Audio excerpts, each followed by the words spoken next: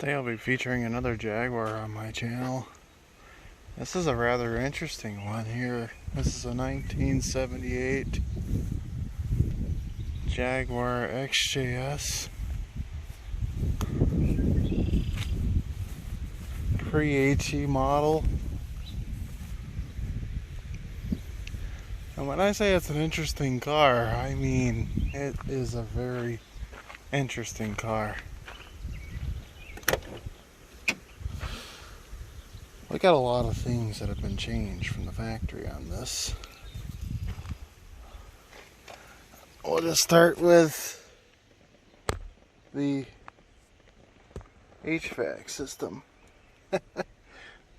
Look at that. Guy put a whole different HVAC system in it from the factory. We got HE ski slope, HE 89 plus window switches, probably 89 or 88 steering wheel. Oh, there's an 89 steering wheel on there. But even more interesting than that is going to be, we'll start in the trunk. That's the gas tank. It's supposed to be up here, but it's actually down here. 20-gallon fuel cell. Fuel tank leaked on the old one, so he puts a fuel cell in here. Actually works quite well. I don't think that's going to start leaking anytime ever. But best of all, the real modification comes into, like, what in the world is that monstrosity right there?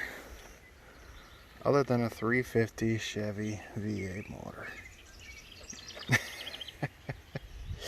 Oh man, the purists will hate this thing. But I got a hell of a deal on it. I couldn't turn it away. It just runs so good. Let me grab something to prop that hood up with. Alright, I'm back here under the hood. So we've got a factory windshield wiper fluid jug for the coolant overflow. Why we can't just run that to the coolant jug in the fender, I just don't know. I mean, we got, you know, the piping here to do that. Maybe it leaks. I guess I've got extras. Doesn't seem to make much sense to me. But it's pretty decent here. I mean, you know, you can't complain about reliability. You can't complain about it being difficult to work on, because it's really not.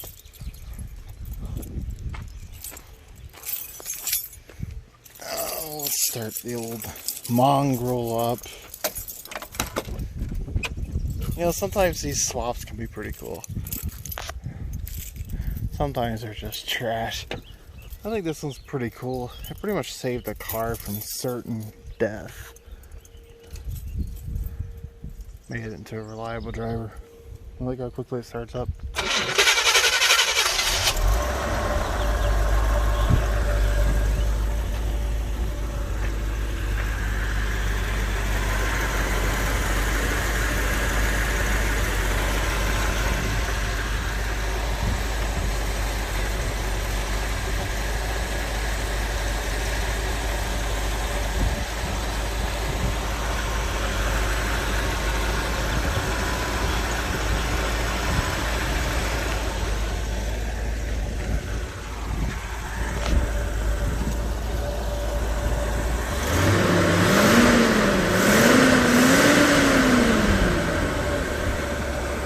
Got a nice 4-barrel carb on it.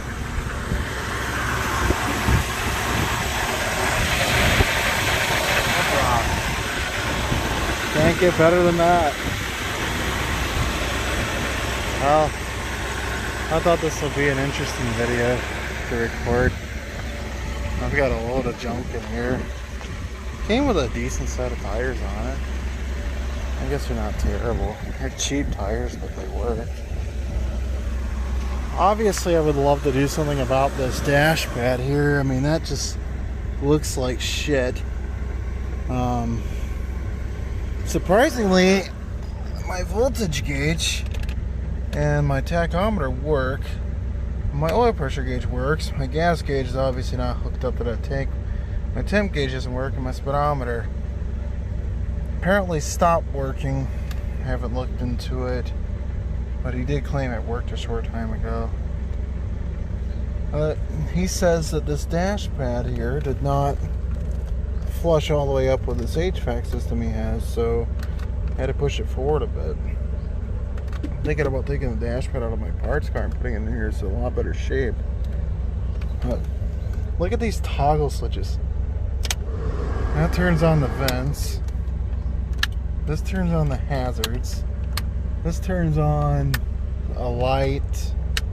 That's a light. One of these is like a defrost rear. I'm not sure which one. Let's see if this works. All those never work. Yeah, I'm kind of got a kick out of this thing. It's a nice car though. I mean, really it is. It's fun to drive it. Feels just like a normal XJS. It just, you know, sounds a little bit different. Oh yeah, just back around the carburetor just a little bit there. But you'll start right back up. Or not. There it goes.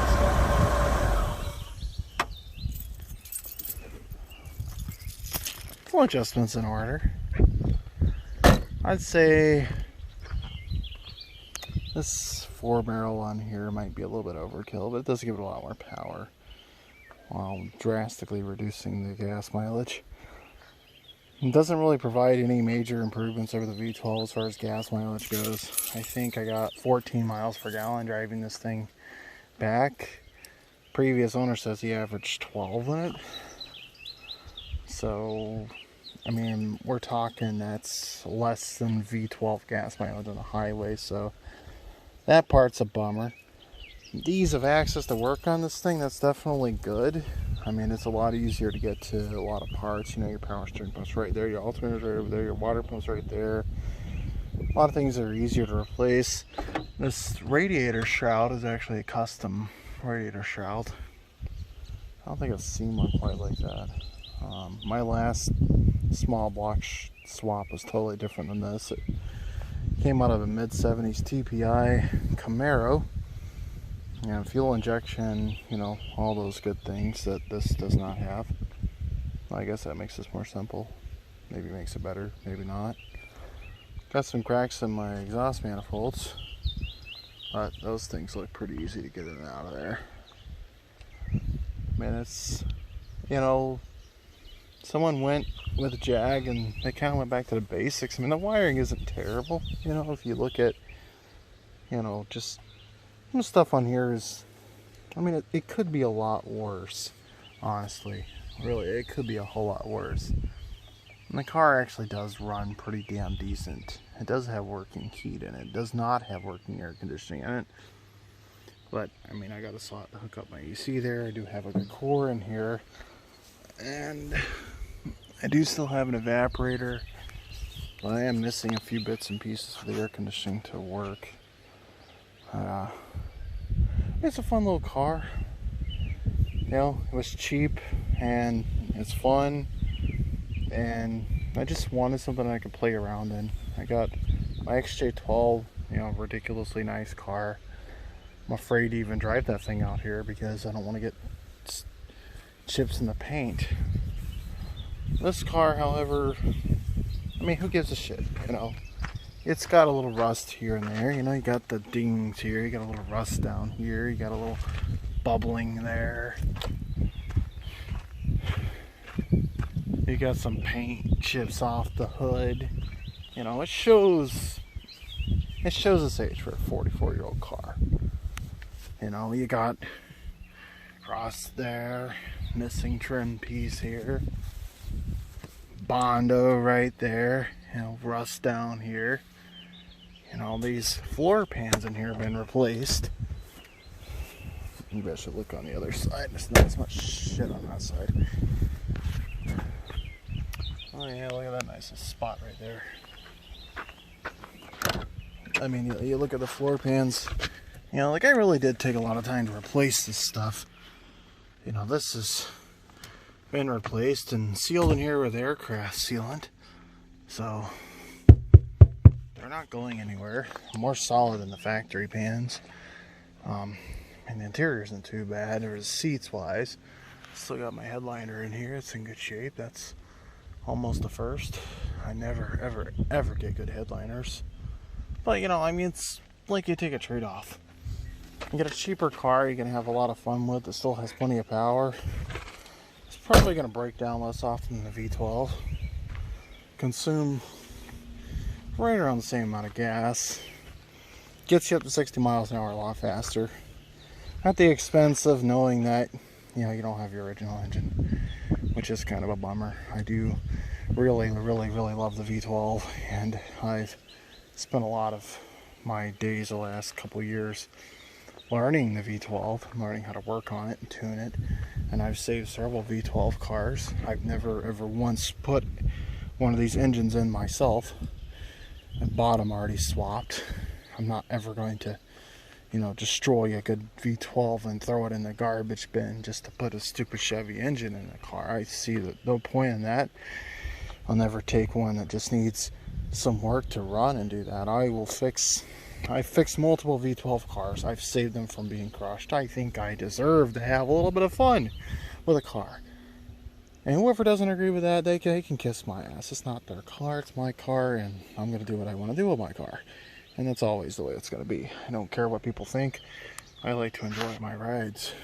And anyone with anything rude to say, I will say, can you fix your V12?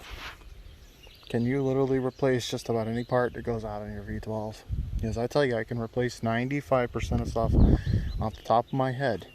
Troubleshoot and diagnose 90% of the issues with a car without even cracking open the shop manual.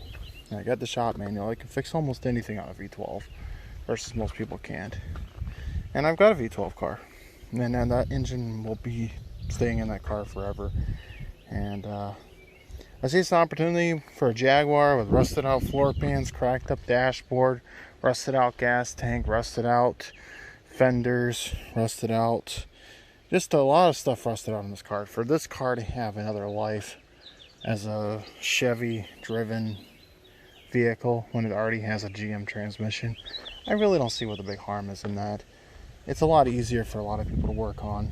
That parts store's going to have parts on the shelf for this thing. So, you know, everyone has their own taste. I would say I would prefer V12, but I can take the Chevy over. I can take a Chevy any day. I can live with it. It's not quite as satisfying for me, but it is still fun.